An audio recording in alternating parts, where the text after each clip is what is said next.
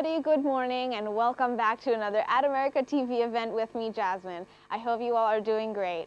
So for those of you joining us for the first time, At America is the U.S. Embassy's American Center, and our mission is to provide a space for young Indonesians to learn more about the United States. We have temporarily moved to a digital platform so you can still enjoy all of our events at the comfort of your own home.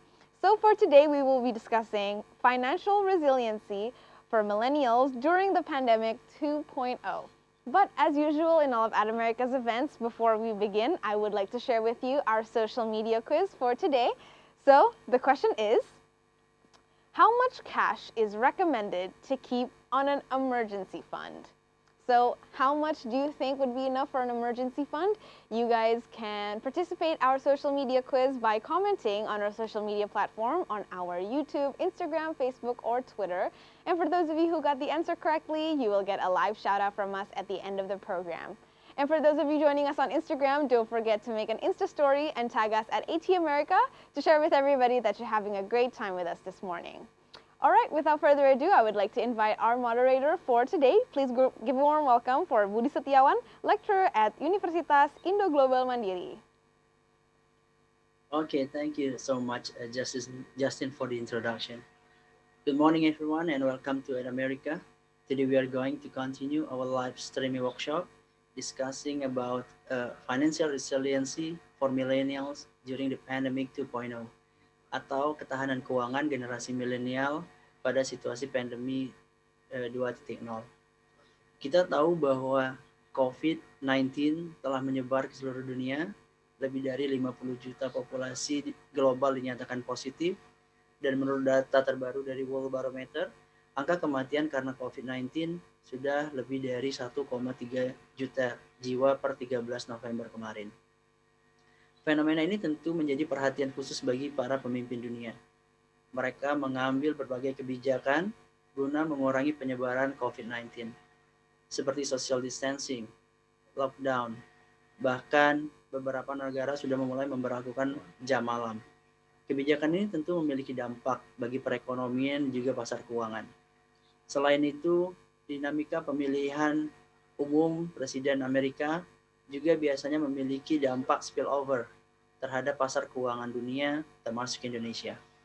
Oleh karena itu, hari ini kita akan diskusi tentang seputar financial market, khususnya pasar saham dan juga obligasi, dan nanti kita juga akan coba diskusi tentang perbandingan antara trading versus investing. Nah, bersama kita hari ini sudah hadir dua pembicara. Yang pertama ada JJ Wenrich, seorang pengarang buku dan juga financial consultant dari Amerika. Dan kedua, kita juga kehadiran Anugrah Zamzani, seorang analis saham dari Philips Sekuritas Indonesia. Nanti saat acara berlangsung, teman-teman juga audiens bisa mengajukan pertanyaan melalui semua akun sosial At America, baik itu melalui Zoom, Instagram, Twitter, Facebook, dan juga YouTube. Now, I will introduce our first main speaker, JJ Wenrich, and JJ is a 20 years veteran of the investment world. He is known for simplifying complex concepts in a fun of approachable manner. He is a keynote speaker for financial advisors, corporations, non-profit, and other organizations. He is a certified financial planner professional and holds the Certified Financial Education Instructor from the National Financial Education Council. In addition, he spent 13 years as an investment consultant to financial professionals for a national investment firm before leaving to publish his book and follow his true calling of educating and advising individuals, families, and organizations on the importance of making good financial decisions. So, without much introduction, okay, JJ, time is yours. Thank you, Budi, so much. I appreciate the introduction, and thank you to At America for inviting me to do this presentation today. And thanks to everybody in Indonesia for joining me this fine Saturday morning.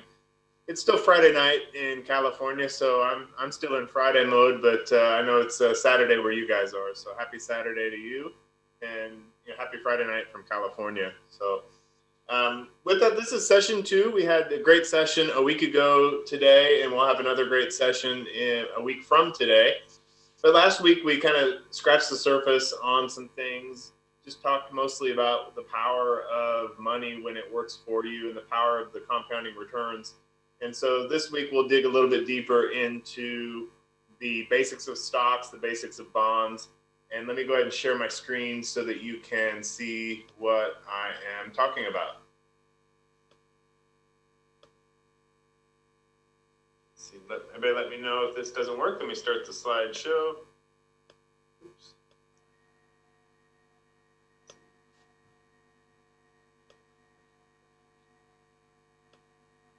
There you go. Hopefully that worked for you. If not, somebody maybe mention it.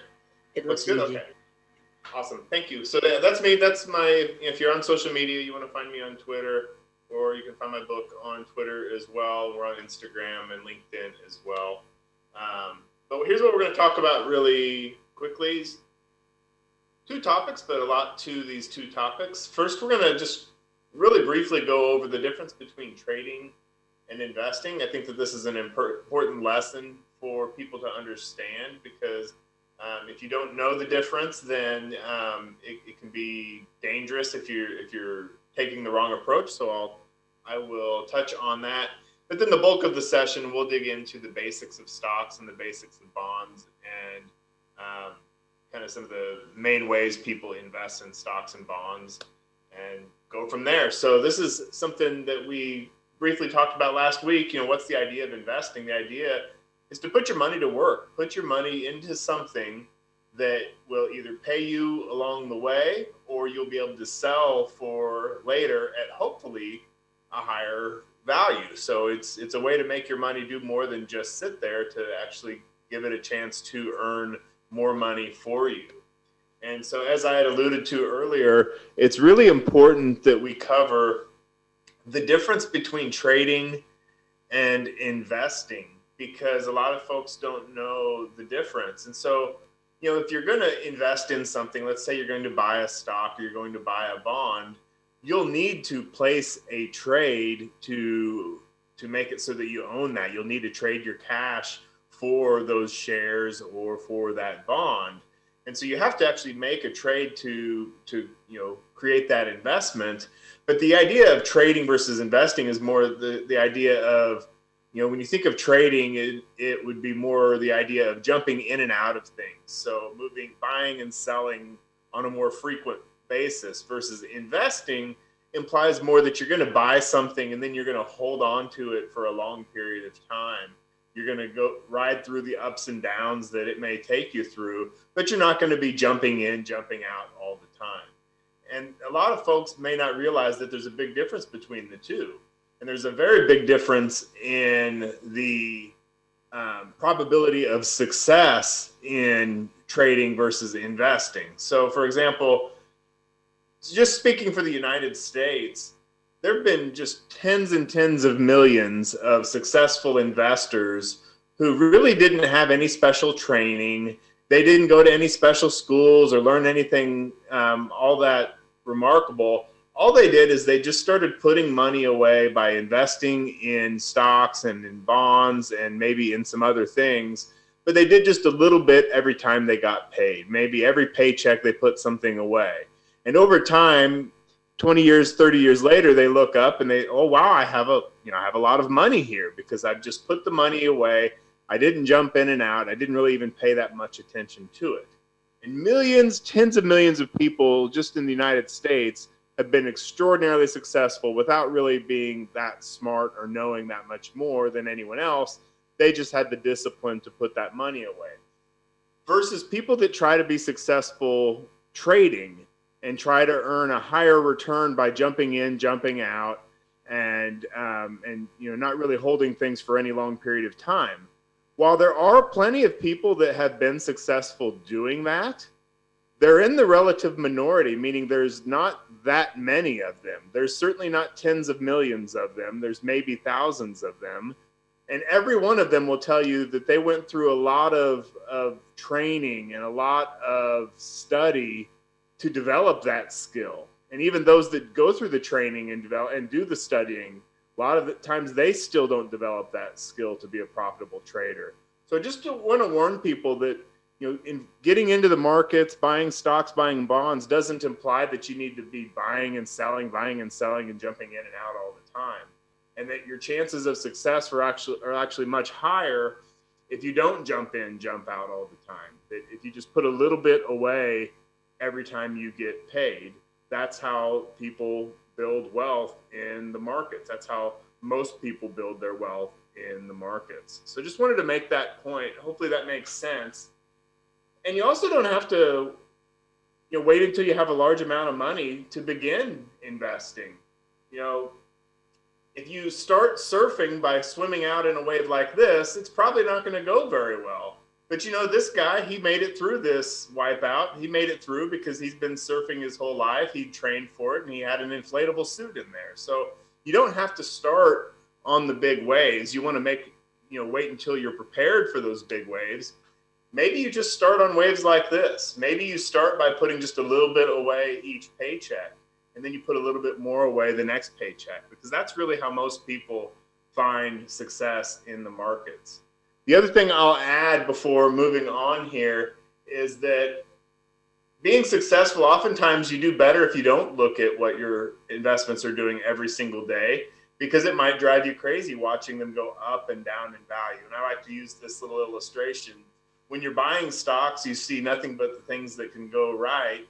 But sometimes when you're having to hold through the ups and the downs, it can make you look a little frazzled, like this little girl did on the way home from school. So hopefully a little bit of food for thought. Digging in now to really the core of the lesson and touching on some of the stuff we actually did last week. When I think about investing, I think about three main groups, if you will, that you can invest in with different characteristics. I break it out into these three groups: cash, bonds, and stocks. Cash is cash. Its job is to be there when you go for it. Its job is to not be worth less than you started with. And so if you have an emergency fund set up, like the question that we started the session with, hopefully that's something that you just keep in cash, because you can't really handle watching it move up and down if you're going to need it. Bonds, on the other hand, they're loans. If you own a bond in something, it means you have loaned money to whoever issued that bond, whether it be a government or maybe a company. And then stocks, when you own stocks, you are an owner. You are owner in that company.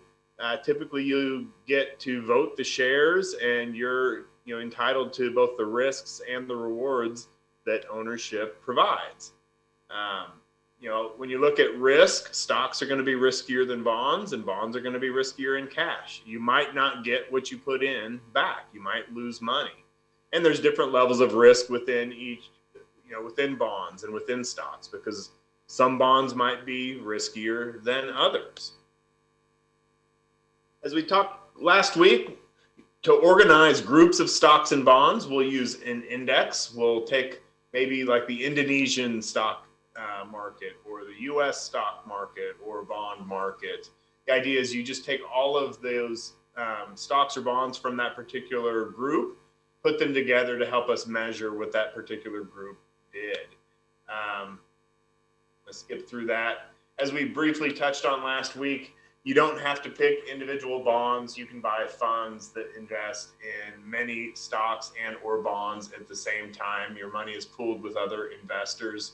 We used the window analogy last week. Think of a fund as having many panes on your window, not just one big piece of glass like you would with individual stocks. So again, let me touch on just the basics of bonds, help you with some of the terminology out there. Again, bonds are loans. A bond to the a U.S. Treasury bond would be a loan to the U.S. government.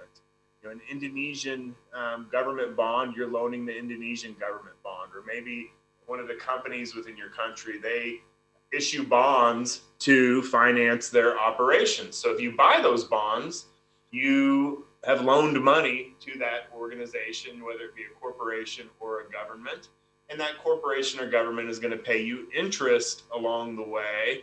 And then at the end of the term of the bond, they'll pay you your money back. So it works a little bit different than a lot of loans might work. whereas your principal is not paid back along the way. Your principal is typically paid back at the very end. When we organize groups of bonds, here's one way that we tend to do that in the United States, at least, is we'll use what's called the style box. We'll do this with stocks as well. And so what you're looking at is a matrix to help organize where different bonds might fall. On the lower left to right, we'll organize it by how long the bonds are, meaning how long until they mature. Do they mature in a couple years, meaning I'll loan the money, but then I'll get paid back within a couple years? Well, that would be on the short side. Or maybe it's a 30-year bond, meaning it's going to be 30 years before you get paid back. Well, that would be on the longer side. So we'll measure it by the duration or the length of the term, but then we'll also measure it by how likely are we going to get paid back, or what is the credit risk. So if it's a highly rated bond where you're not really that worried about whoever issued it not being able to pay it back, well, that would go up here. So on the high side. Low would mean low rated, meaning higher chance that they would have a default. So if it's a company that looks like they might not make it, well, then they might be lower rated. And so this is just a way to organize both the maturity length and the credit risk of particular bond or a bond fund. Maybe it's a fund that specializes in one of these particular boxes. So here's how a typical bond issue will look. In the United States, at least, bonds are usually, they have what's called a par value, meaning that's the value that it will mature at, meaning that's what you'll get paid back when you when the bond is when that term is up. In the United States, that's almost always at $1,000. It's called the par value. Might be different in other parts of the world. Then there will be a coupon payment or the interest payment. It's usually quoted as a percentage. So that would be a percentage of the par value. So 5% of 1,000 is $50. In the United States, most bonds are paid twice a year. I'm not sure how they are in Indonesia, but in the United States, most of them are paid twice a year. So a 5% coupon, that'd be 5% of the par, and then paid twice a year. So $25 twice a year.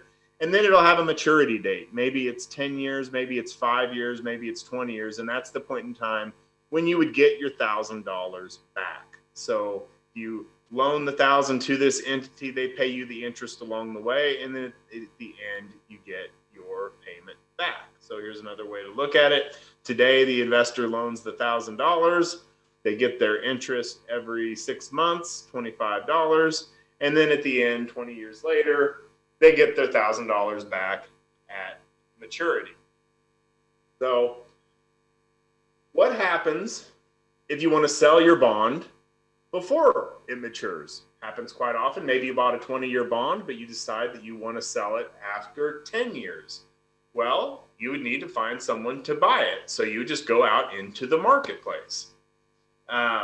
Most bonds are bought and sold from other bond investors. There's two types of markets that we're talking about. There's the secondary market, which is when you're buying bonds or stocks from other investors after they've already been issued by a company or a government or whatever entity. And then there's the primary market, where you might be buying it directly from the company or government while it's being issued. So if you're buying it directly from the issuer, then that's the primary market.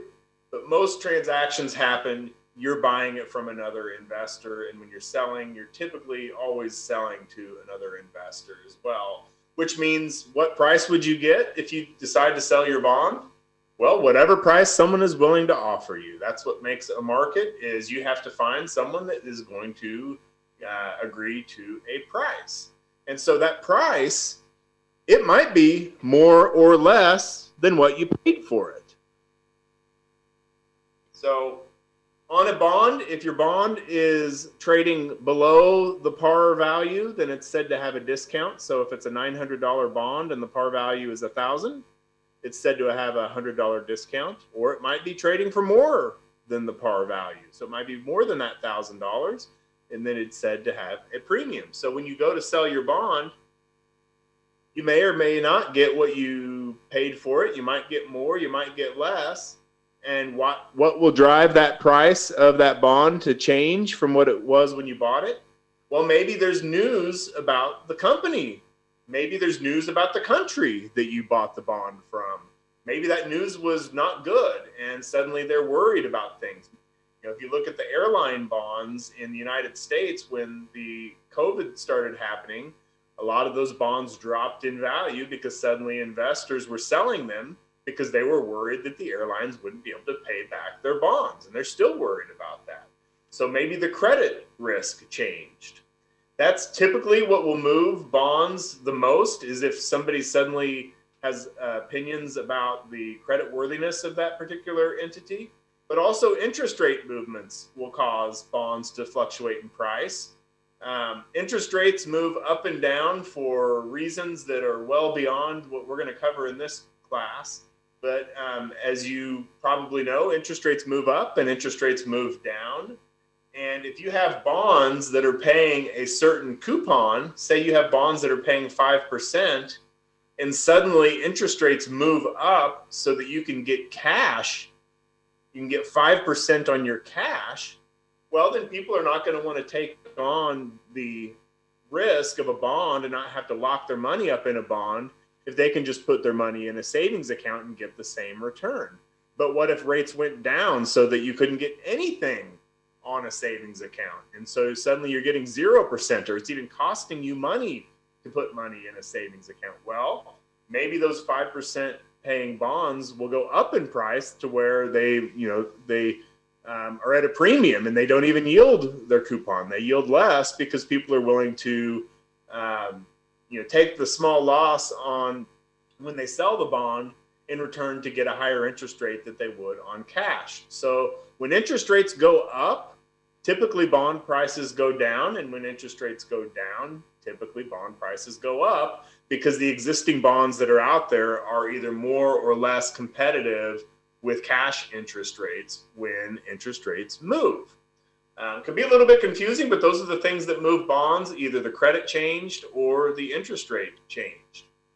So I'm going to skip some slides here just for the sake of time. So that gets us to stocks. You know, stocks are businesses, and the more you think about stocks as businesses and you think about investing them the way you would invest in a business, the more successful you'll be. One of the more famous investors in United States history is a man that worked at Fidelity, ran the Fidelity Magellan Fund for over 20 years and had a tremendous track record, Peter Lynch. One of his famous sayings is, although it's easy to forget sometimes, a share is not a lottery ticket. It's part ownership of a business. And so I tell the people that I work with, let's look for businesses that we wish we owned. Because when you own a share of a company, think of it as your share of the company. It's a unit of ownership for that company, and you have the rights and the risks that come with ownership. Not every company out there is available for you to purchase shares in, only those that are publicly traded. The initial public offering, or the IPO, is the process of going from being a private company to a publicly traded company. Typically a pretty exciting day for that company. Just some terminology that we'll go into to talk about stocks. The total value of a company is the market cap. It's calculated by multiplying all of the shares that are out there and multiply it by the current share price. So if you take all the shares, multiply it by the price per share, well, that gives you the total value of the entire company, also known as the market cap. So you'll hear people talk about large cap, mid cap, small cap. They're typically talking about the size of that market cap. A few more bits of terminology that we'll get through here, and then I'll show you some examples. Dividends are the cash paid from a company to its shareholders. So when companies make money, they may choose to pay a portion of that to the shareholders in the form of cash.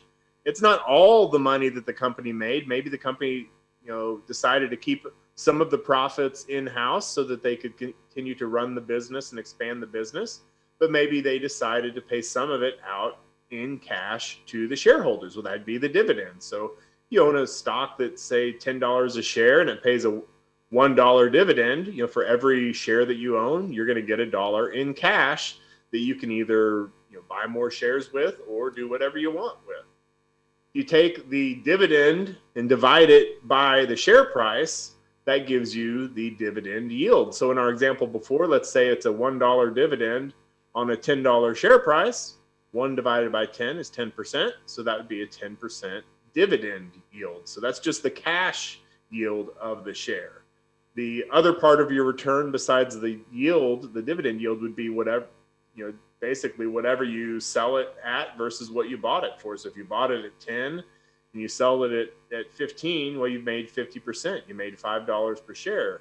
If you buy it at 10 and sell it at 5, well, then you lost 50%. So sometimes it goes both ways. But that's what's going to determine your return.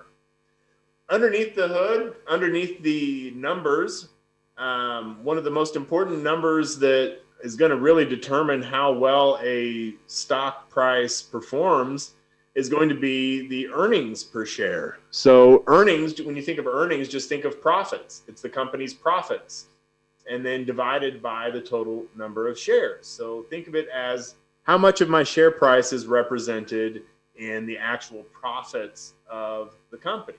Maybe it's a negative number if they're not making any money yet. Maybe it's a positive number, but also what the market is going to want to know is what does it think the path of that earnings is going to be? Because if you're trying to value a business, eventually you'd like that business to be profitable. So let's use this quick example from a quote that I pulled up. Gosh, it's been since May. It's been a while. But this was a quote this past May for Apple Incorporated. You probably know Apple. But just going to walk you through some of the numbers that you'll see on a typical quote screen. So first one is the share price. This is the price for 1 share of Apple. This would have been back in May because a lot's happened since May that I'll get into in just a second. But at that point in time, 1 share was about $319. If the markets are open, which the markets aren't always open, but Monday through Friday, depending on where you live, markets may or may not be open. But you'll see that price jumping around while the markets are open as different buyers and sellers meet at different prices. If there's more demand, meaning more people wanting to buy shares, then prices are going to tend to go up unless unless there's more demand for sellers. So it's literally just an auction market with buyers and sellers meeting at an equilibrium price. So that's the price per share. As I talked earlier, market cap, if you take all of the shares outstanding, multiply it by the share price, that gives you the market cap, which is the total value of the whole company. As we alluded to earlier, if you take the dividend by the current share price, it gives you a dividend yield. So with Apple, they're projected to pay about a $3.28 per share dividend, which equates to around 1%. And then earnings. In the United States, companies report earnings quarterly. I'm not sure what it is in Indonesia. I know in some parts of the world, it's only twice a year that companies are required to report. But in the United States, publicly traded companies are required to report their results quarterly. And you'll typically see the stock prices jump around, both up and down, around the announcement of their quarterly results. And what analysts and traders and investors are typically keying on is, all right, what were earnings this quarter? And what do you think earnings are going to be next quarter? And trying to get a read on whether earnings are going to go up or down. So different companies are going to have different profiles. That was Apple. This is AT&T, which is actually where I get my cell phone service. My phone is an Apple, but it doesn't do me much good unless it's connected to the cable in the Wi-Fi in my house or through my cell service through AT&T here in the United States. You can see that this one, it's about a $29 a share, at least it was when I printed this slide. Not worth quite as much as a total company. Remember, Apple was worth over $1 trillion. This one's worth, still $210 billion. So it's still a pretty big company, but not as big as Apple. Notice that this one pays a higher dividend yield. So for each share, you're getting about $2 in cash paid to you. Divide that by the current price, and it's around 7%. So you're getting more cash per dollar invested in this one.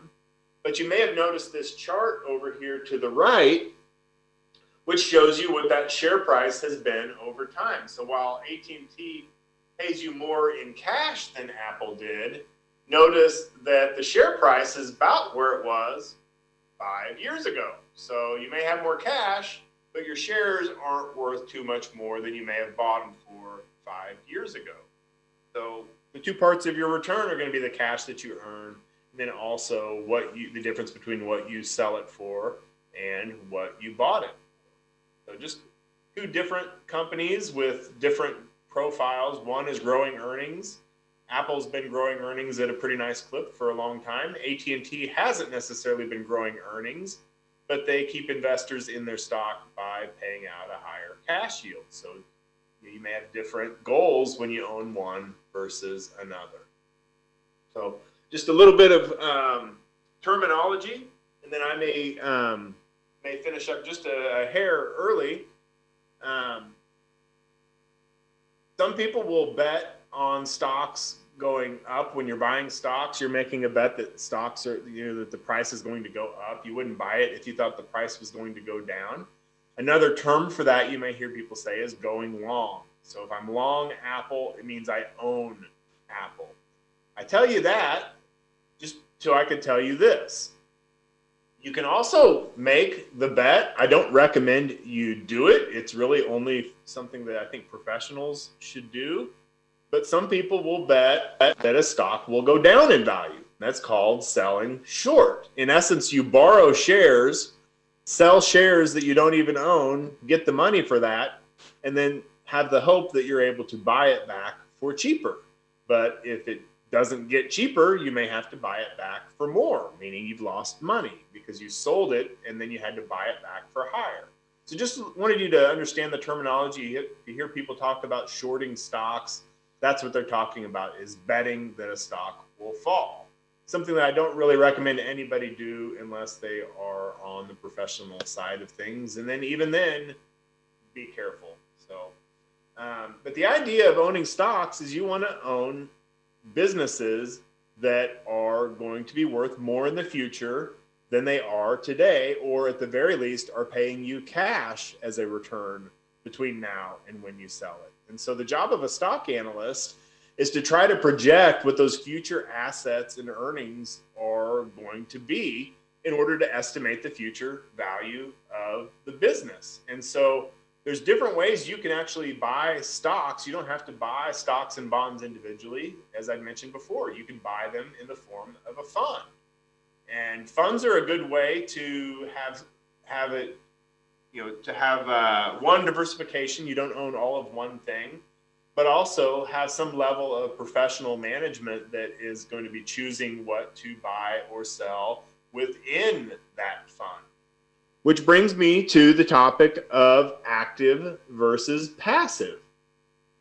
So some funds are built just to match the performance of a particular index. So again, an index is just a collection of stocks or bonds meant as a way to be able to measure the performance of that group. Well, you can buy funds that are designed just to match that exact index return, or you can buy funds that are designed to try to beat that particular index or market, where they have a manager that is deciding what to buy and what to sell with the goal of doing better than that particular index. There's a lot of debate on whether active is better than passive or passive is better than active. Oftentimes passive is cheaper than active because it doesn't have as high of an expense. and that expense can be sometimes the reason why active doesn't win. I'm not going to settle the argument for you today because, one, it's still up for debate, and I don't know the Indonesian market well enough to settle that debate. But just know that some funds are just trying to match the market, and some are trying to actually beat the market by deciding what to own and what to not own within a particular fund. But a lot of times, the best way to just invest and to own a little bit at a time to save a little bit each paycheck is to do it through a fund, so you're not taking on as much risk if the particular stock or bond that you pick doesn't perform. So, just like with bonds, we have a style box for stocks. This is particular to the United States. You could make one similar to it for Indonesia or any country for that matter.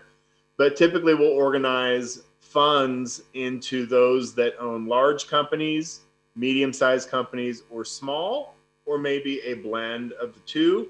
And then we'll also categorize things between what we call growth or value. And so to finish up, this is what I'll cover, is the difference between growth and value. Because again, that's one of the major ways we'll organize groups of stocks.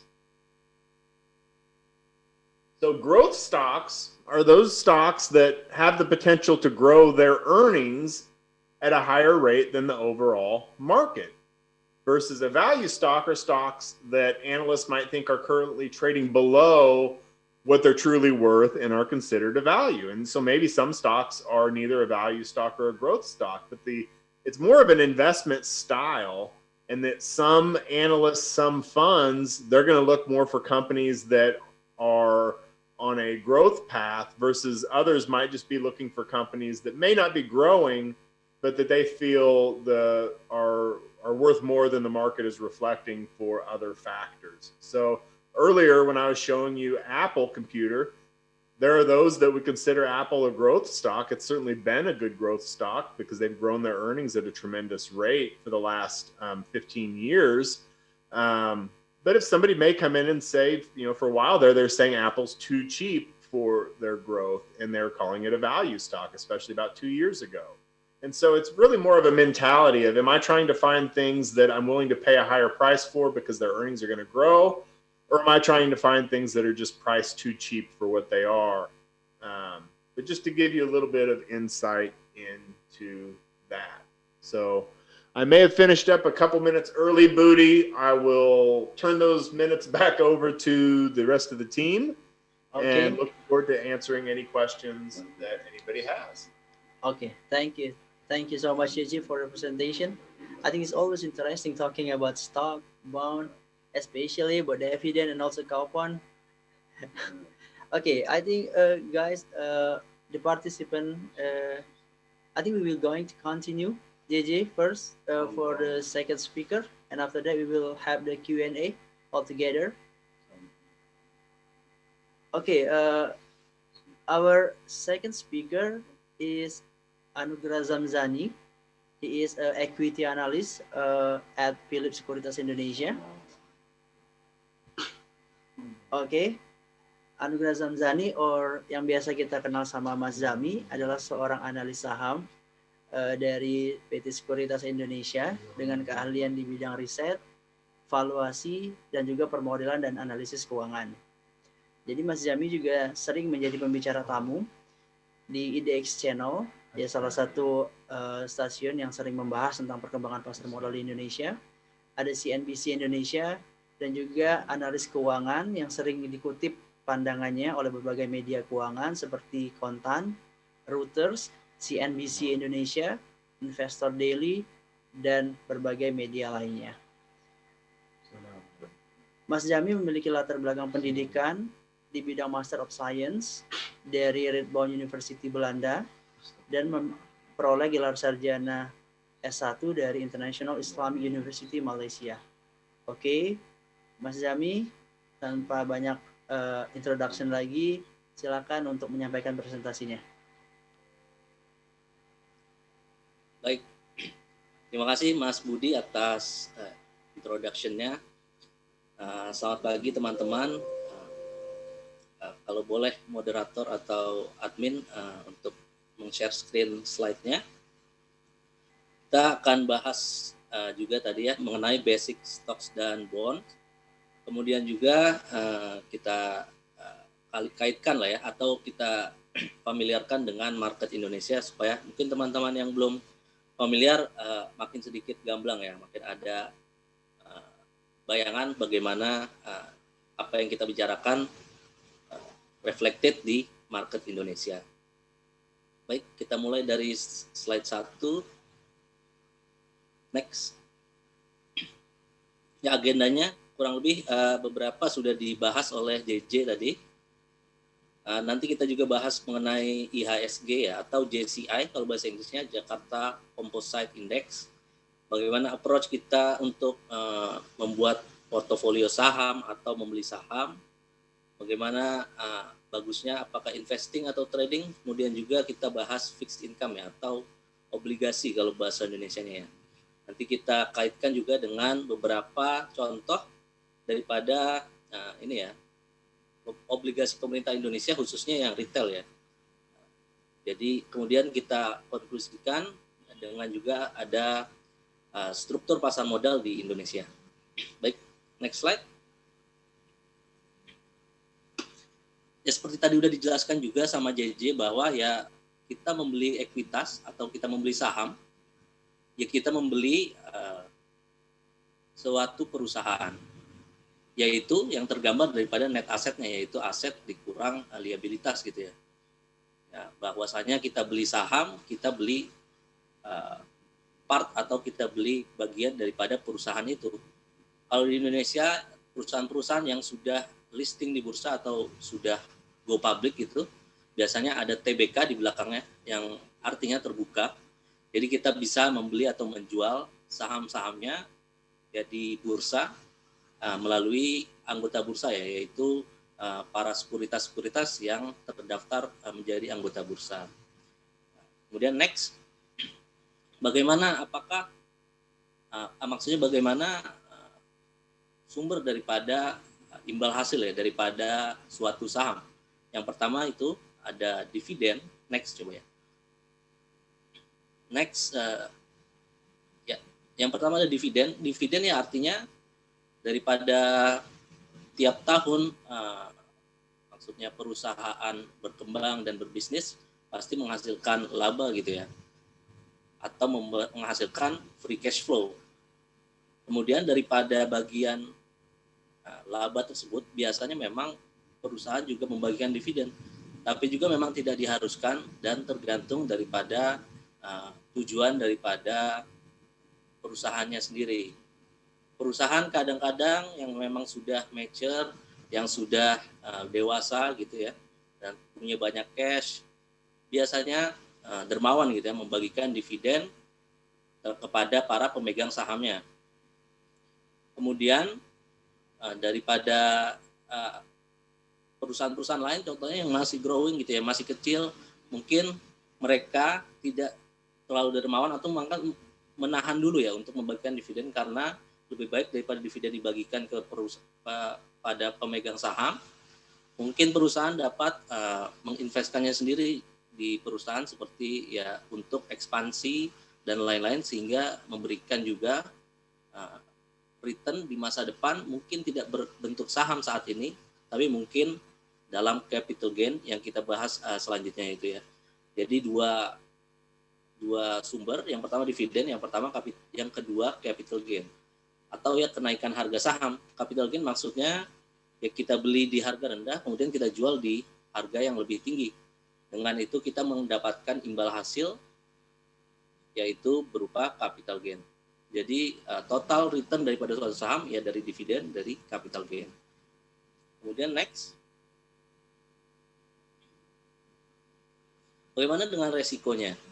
Bahwasanya ya resiko tetap juga ada di berinvestasi di saham. Apalagi tadi juga JJ sudah menjelaskan bahwasanya saham resikonya lebih tinggi ya daripada obligasi dan juga cash.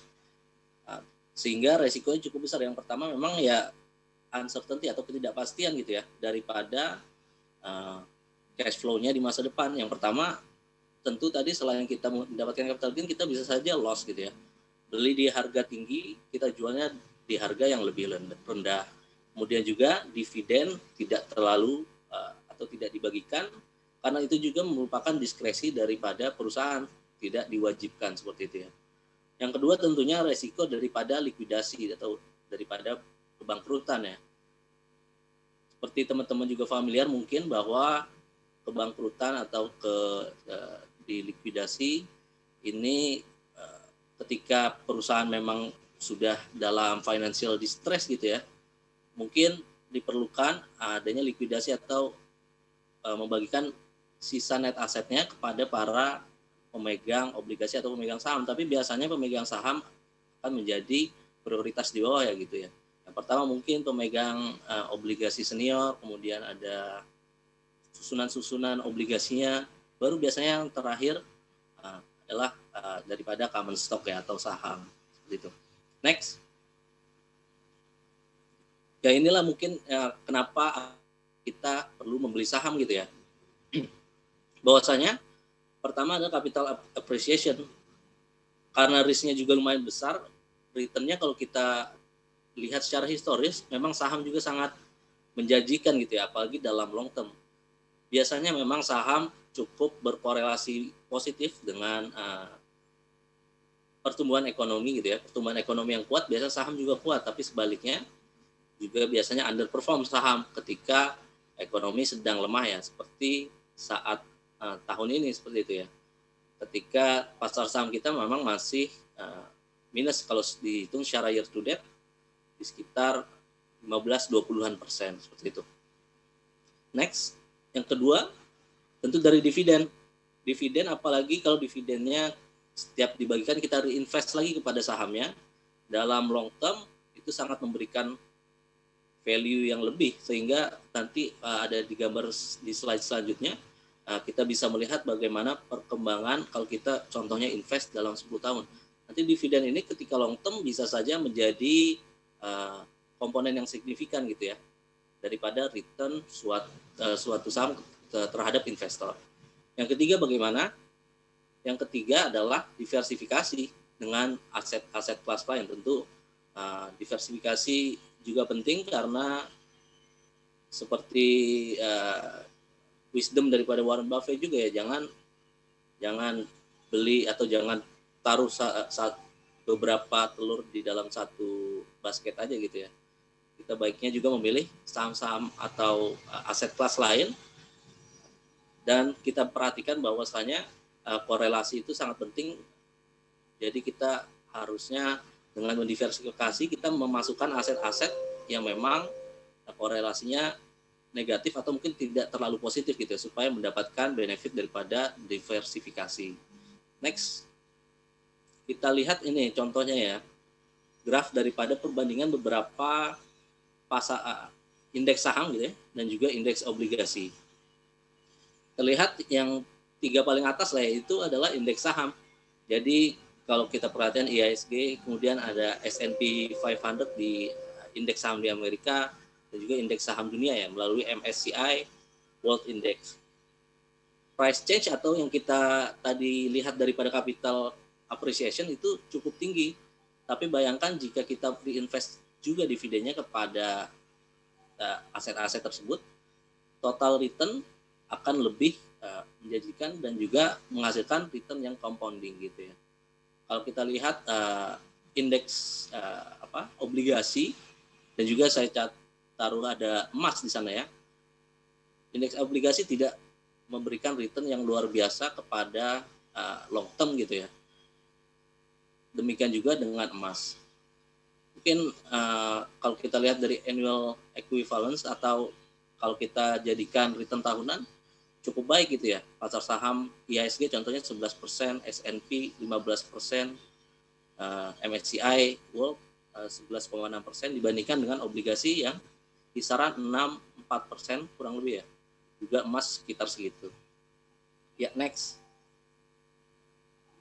Kemudian ya ini ya, diversifikasi terhadap aset lain.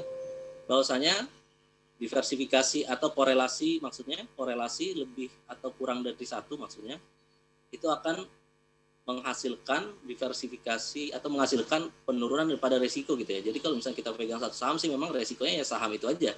Tapi kalau kita misalnya memegang portofolio yang lebih besar, alangkah baiknya kita memasukkan aset-aset kelas lain gitu ya.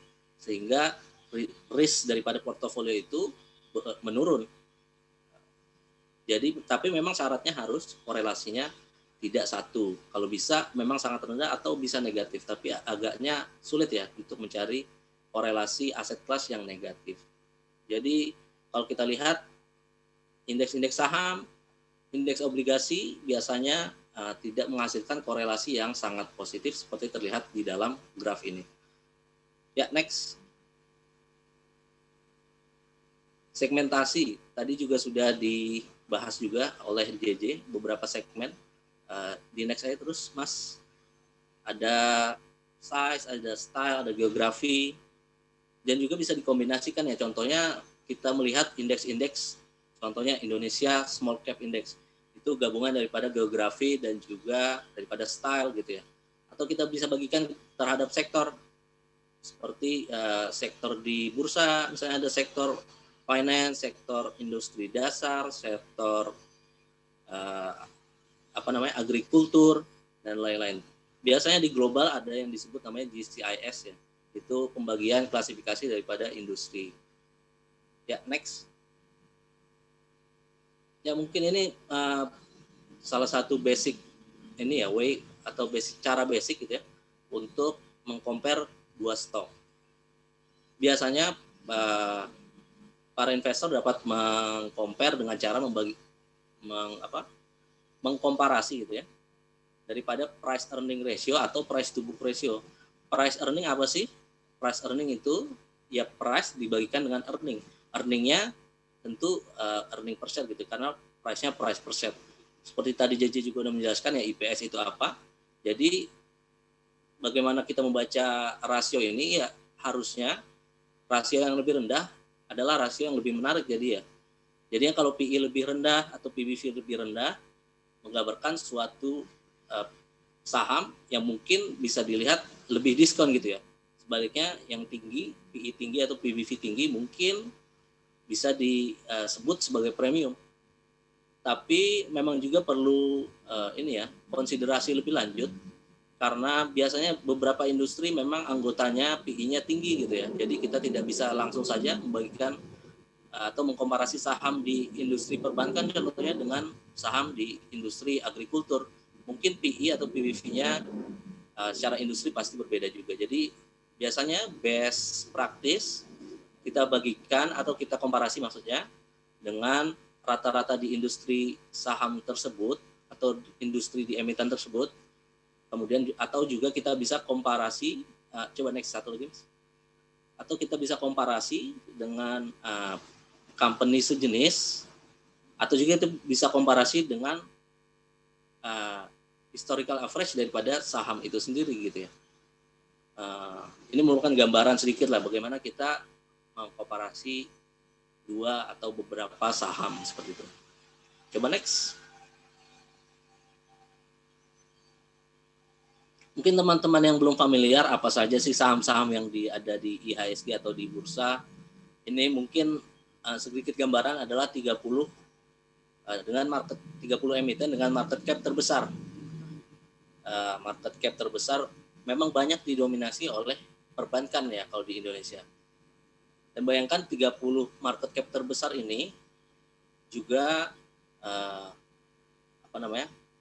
represent sekitar 60% atau 65% daripada market cap seluruh emiten di IHSG. Kalau kita lebih jauhkan lagi, contohnya 100 market cap tertinggi itu sudah menggambarkan 85% daripada market cap di IHSG. Jadi IHSG tidak hanya punya market cap punya emiten-emiten dengan market cap besar, tapi juga banyak juga emiten dengan market cap kecil. Tapi juga teman-teman perlu caution juga untuk melihat list ini, karena beberapa emiten market cap besar tidak tentu juga likuiditasnya juga bagus gitu ya. Jadi teman-teman yang punya mungkin concern di likuiditas juga perlu melihat hal tersebut. Ya, next. Ini sedikit gambaran aja sih untuk bagaimana berat atau masing-masing sektor weight-nya gitu ya daripada IHSG. Seperti tadi kita perhatikan di list sebelumnya banyak bank, karena juga memang bank ya merupakan seperti dilihat di pie chart ini ya cukup banyak itu porsinya ya di IHSG. Ada selanjutnya yang terbesar adalah ini ya consumer goods. Contohnya ada Unilever, Indofood gitu ya, company-company besar yang memang punya market cap besar.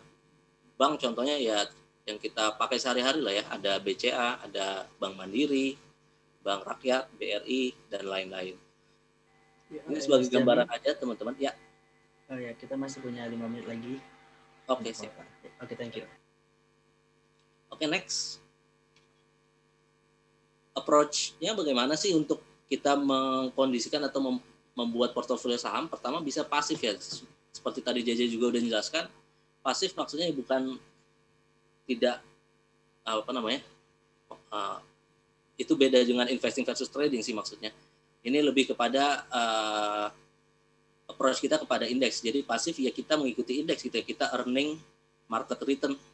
Ya kita bisa mereplikasi sebuah indeks, bisa dilakukan sendiri tapi biasanya agak susah sih. Mendingan kita bisa juga membeli suatu reksadana atau ETF.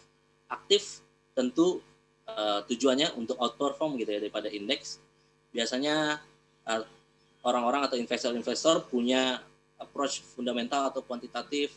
Kemudian contohnya ada value investing, contrarian, sector rotation atau tematik ya, tematik seperti ESG yang baru-baru ini juga menjadi tema yang cukup cukup berkembang gitu ya di dunia investasi. Next. Ya, bagaimana implementasinya tergantung juga objektif dan juga constraints dan juga cost. Bahwasanya semakin aktif tentu ya cost-nya juga diharapkan atau diekspektasikan semakin besar dengan transaction cost mungkin atau mungkin cost daripada waktu gitu ya. Tentu dengan cara yang lebih aktif kita mau outperform indeks, kita harus milih-milih stok, kita harus milih yang mana sektor mana yang kita overweight atau yang kita underweight. Tentu banyak cost-nya juga. Ya, next. Sedikit gambaran aja investing untuk versus trading ya. Lebih mungkin kita lihat secara resiko, mungkin kalau misalnya lebih risk averse lebih baik memilih sebagai menjadi investor gitu ya. Kemudian kalau sedikit risk taker tidak masalah untuk mencoba menjadi trader. Biasanya untuk investor dia lebih memilih atau menganalisa fundamental daripada perusahaan. Kalau trader biasanya karena mainnya cepat lebih memilih daripada analisa teknikal yang kita melihat chart-chart atau volume perdagangan untuk menilai bagaimana masuk atau keluar daripada suatu saham. Seperti itu sih. Ya bagaimana implementasinya tergantung juga daripada teman-teman, bahwasanya kita harus tahu juga diri kita sendiri, tahu resiko kita seperti apa, dan juga tujuan, kemudian juga ada cost consideration juga di sana seperti itu. Next. Ya masuk obligasi sudah dibahas sih sedikit tadi ini ya. Coba next satu lagi. Ini juga sudah dibahas. Next. Kita masuk ke ya pertama ini adalah portofolio role daripada bonds gitu ya di portofolio. Pertama ya diversifikasi, sama juga kalau kita tadi bonds dengan saham kita mendapatkan value atau benefit daripada diversifikasi. Meskipun memang bonds tidak terlalu tidak terlalu besar returnnya, tapi dia keuntungannya adalah salah satunya regular cash flow gitu ya, dan itu adalah suatu kepastian. Mungkin tidak ada yang pasti ya, tapi lebih pasti daripada saham. Kemudian hedging daripada inflasi. Next. Ya inilah contoh-contohnya ya untuk di market Indonesia. Kalau daripada surat utang negara, ada yang untuk retail biasanya ada yang lebih besar nilainya sehingga biasanya dibeli oleh institusi atau perbankan gitu ya. Kita fokus pada yang retail saja. Yang retail ada saving bond retail, ada ori, kemudian ada yang syariah juga ya. Syariah seperti sukuk tabungan, sukuk retail. Kita lihat pembagiannya di next slide. Ada SBR dan ORI. Coba kita next. Ya, ini contoh-contohnya. Next lagi. Ya, ini mungkin komparasinya ya tentang SBR dan ORI. SBR daripada return-nya atau interest-nya, maksudnya dia di-adjust dengan suku bunga BI. Jadi tergantung daripada suku bunga BI dan ditambah beberapa spread lah ya. Biasanya kalau suku bunga BI turun terus, biasanya akan diberikan floor gitu ya supaya tidak terlalu turun daripada interest untuk SBR. Kemudian ORI biasanya dia lebih fix gitu ya. Kemudian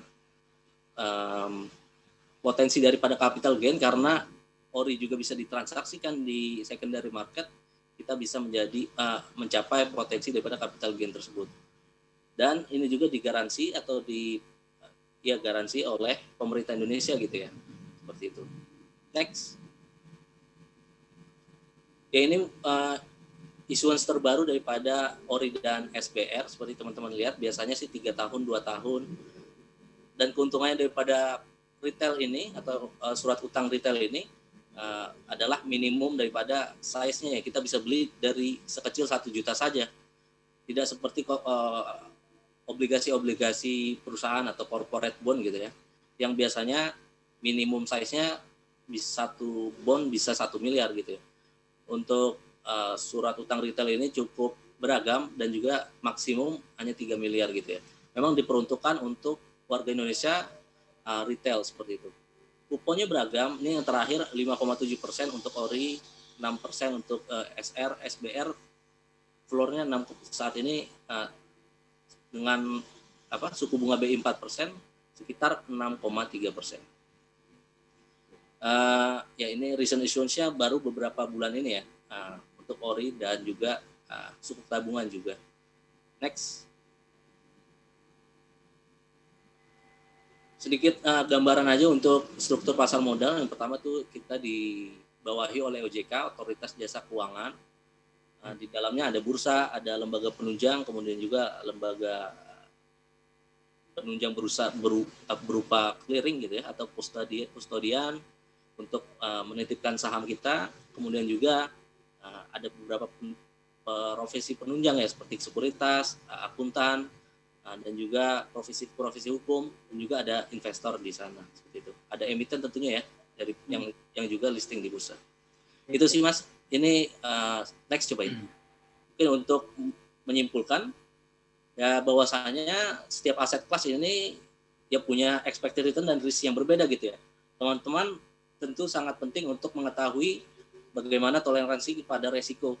Yang pertama, toleransi kepada resiko ya keinginan teman-teman untuk menerima resiko itu. Mungkin memang kalau kita muda kan resiko yang lebih baik biasanya kita sih terima-terima aja, tapi yang paling penting juga kemampuan kita untuk menerima resiko tersebut. Apakah menerima resiko yang sangat besar itu kita mau, tapi belum tentu kita mampu untuk menerimanya gitu, karena bisa saja itu sangat negatively impact daripada mungkin standard of living risk kita juga seperti itu.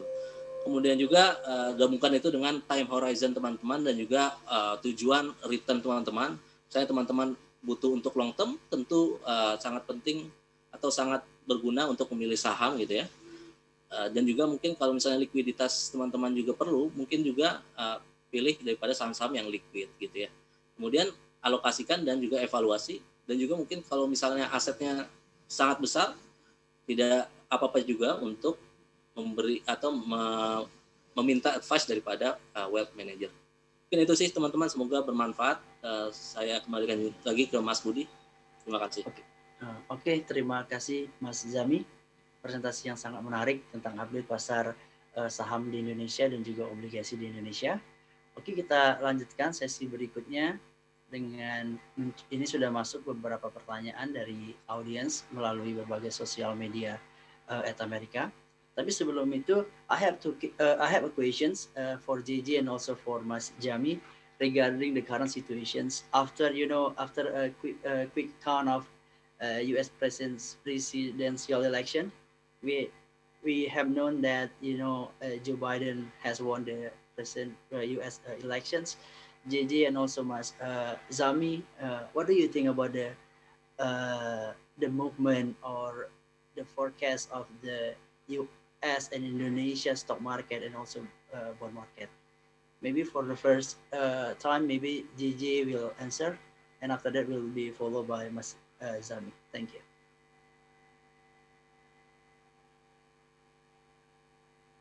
Hello. Thank you for the question, Booty. It's not an easy one to answer.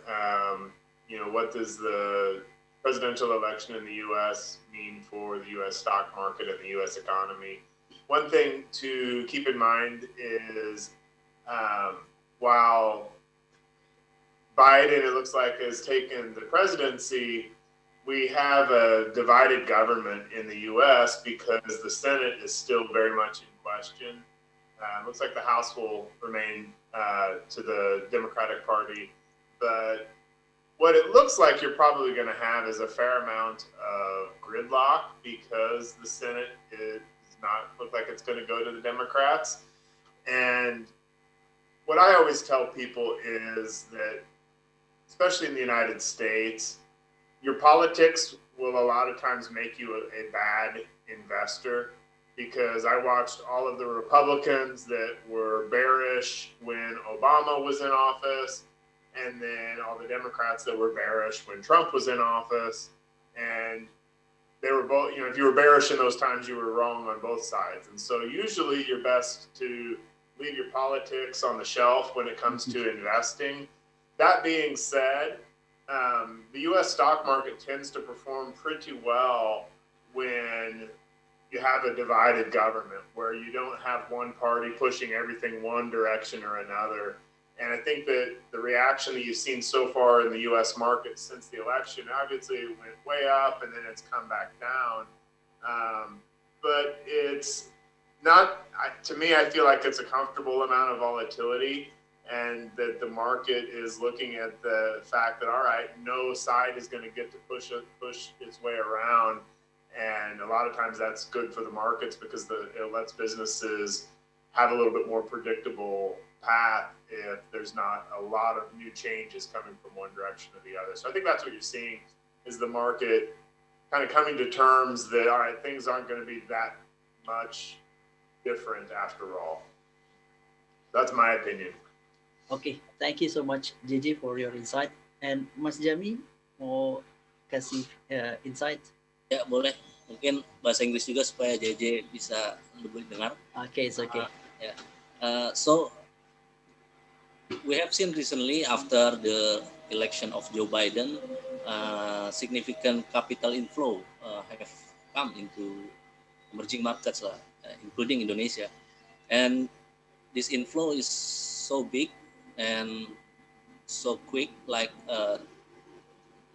recent week, 1 week or 2 weeks ago, and have positively influenced the stock market, Indonesian stock market, right from around 4,900 to now around 5,500. So it's impacted positively through the stock market, but also the policy impact is remain to be seen, right? How the newly elected president policy into China, for example, because I think Indonesia indirectly impacted by policy impact to China, because significant export and import are coming from and to China, our mostly our commodity goods also. So, but I think market expectation slightly better in terms of emerging markets, in maybe also in relation into a better relationship between US and China, but that remains to be seen, of course, how the policy of the newly elected president. Okay, thank you, Mas Jami, for very good answer and comment. Okay, the next question, saya pikir ini ditujukan ke Mas Jami karena terkait dengan pasar Indonesia, khususnya saving bond retail atau SBR. Itu ada pertanyaannya di Instagram @Amerika, kalau di pasar Indonesia, apakah baiknya menggunakan apps yang baru muncul di pasaran atau seperti apa, Mas? Gimana, Mas? Thank you, Mas. Baik, untuk memang surat-surat utang retail memang ditujukan gitu ya untuk retail, sehingga juga menggarap banyak agen penjual. Jadi penjual-penjual biasanya kan dari bank gitu ya, atau dari sekuritas beberapa juga menjadi agen penjual. Sebetulnya itu untuk menggayat lebih banyak milenial juga untuk bertransaksi atau berminat membeli obligasi tersebut gitu ya. Sebenarnya tidak ada masalah juga kalau memang ya maksudnya platform tersebut atau perusahaan tersebut juga sudah mendapatkan izin sebagai mitra distribusi ya, biasanya MIDIS disebut, daripada obligasi pemerintah tersebut. Jadi dicek aja apakah MIDIS-nya udah dapat gitu ya izin untuk menjadi mitra distribusi. Kemudian juga beberapa aplikasi atau platform ini menyediakan cashback gitu ya, atau diskon, biasanya memang juga untuk menggayat para milenial ya untuk berinvestasi, sehingga sebetulnya sih tidak ada masalah daripada itu asal sudah jelas gitu ya izinnya. Okay, thank you, Mas Jami. Okay, the next question will be addressed to JJ, related to how do you suggest to allocate between stock and bond?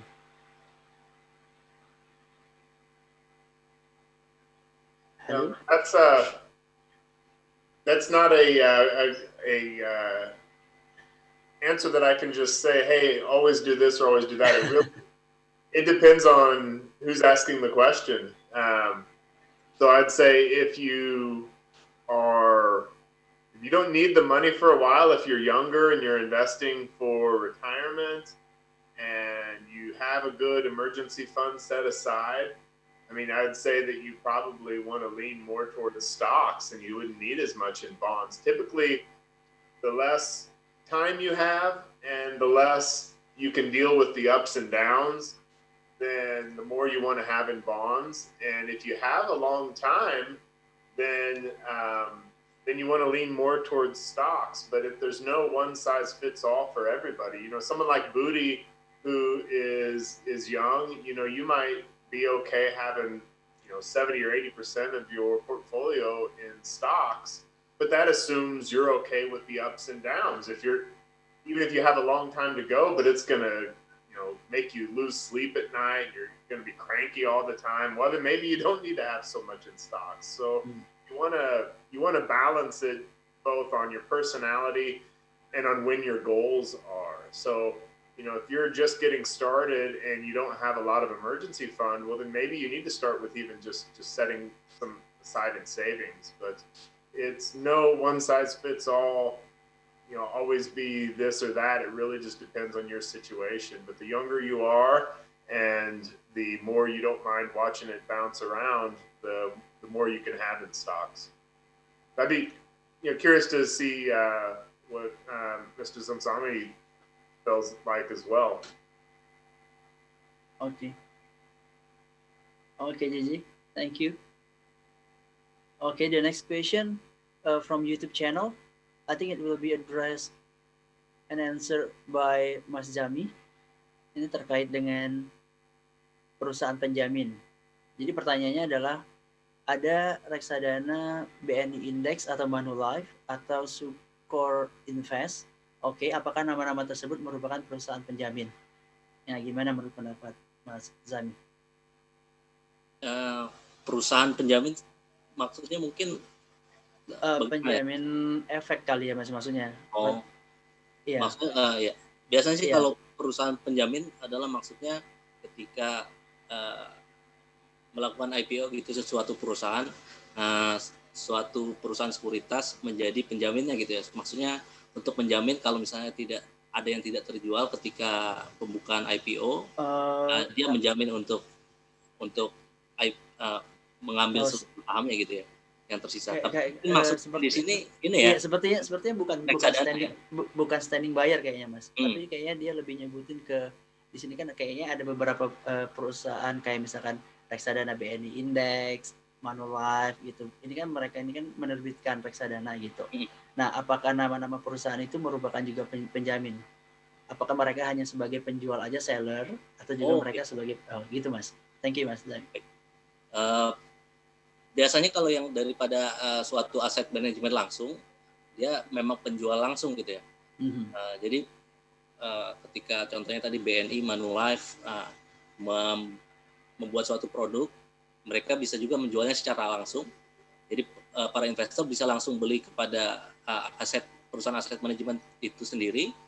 Tapi juga biasanya perusahaan aset manajemen ini juga mendistribusikan produknya supaya bisa dijual di beberapa platform yang lain gitu ya. Nah, jadi seperti itu. Jadi kita bisa juga tidak beli langsung gitu ya kepada perusahaan aset manajemen tersebut, tapi juga kita bisa beli contohnya lewat aplikasi platform atau di beberapa sekuritas juga sudah yang bekerja sama. Biasanya sudah dalam satu platform kita bisa beli reksadana, bisa beli saham seperti di Poems Philip juga tersedia semacam itu. Gitu sih Mas. Oke. Thank you, Mas Zami. The next question I think will be delivered to JJ, and also Mas Zami can also give a comment or insight about this question. The question is, how do economics, in other country, for example like US, can affect the local bond market? For example, like US election after affecting Indonesian economy. Maybe JJ will answer first, and after that will be followed by Mas Zami. Yeah, no, I think that it's similar to how Mr. Zamzami answered the question earlier when he was talking about if the U.S. policy towards China changes, then that has a big impact on how Indonesia trades both with the U.S. maybe and with China. So I think that it probably is a fairly relevant factor to keep an eye on, because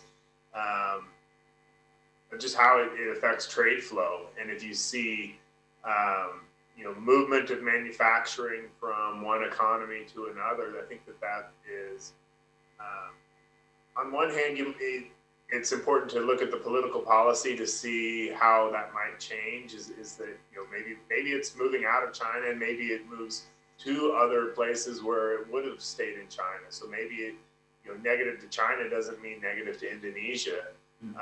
So there's that aspect of it that I think that makes a difference. But then there's also some trends that are out there that are just independent of the politics that are around the same thing. Talk about manufacturing. You may see some of the shift in manufacturing happen regardless of what the policy is, just because of the economics. There's high wage inflation in one area, then it might you might shift how companies act. So I think it's relevant, but it's not the only thing to focus on is the politics.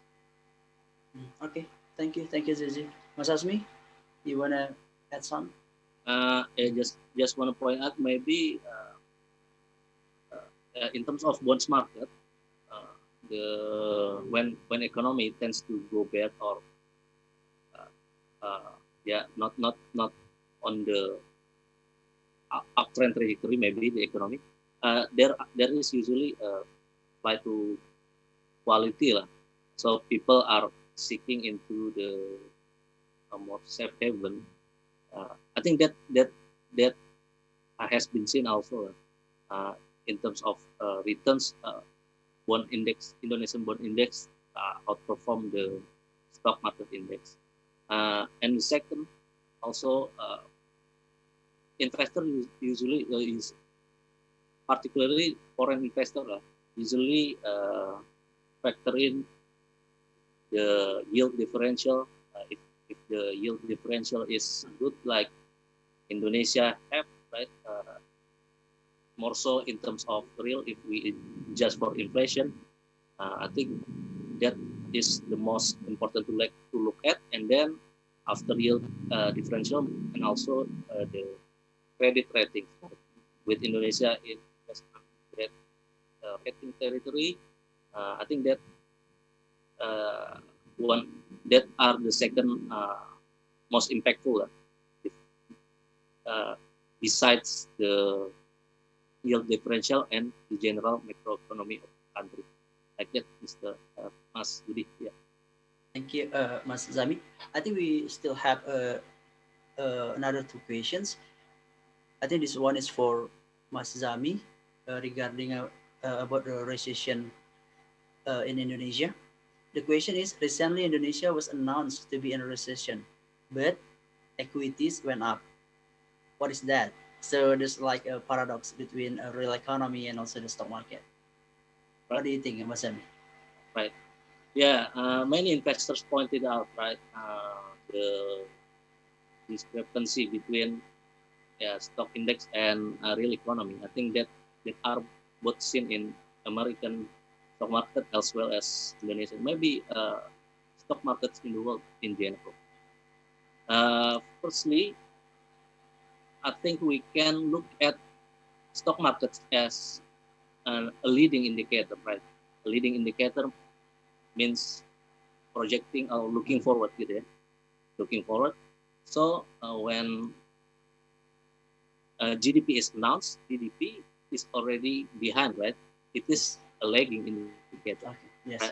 So stock markets pricing in recession earlier.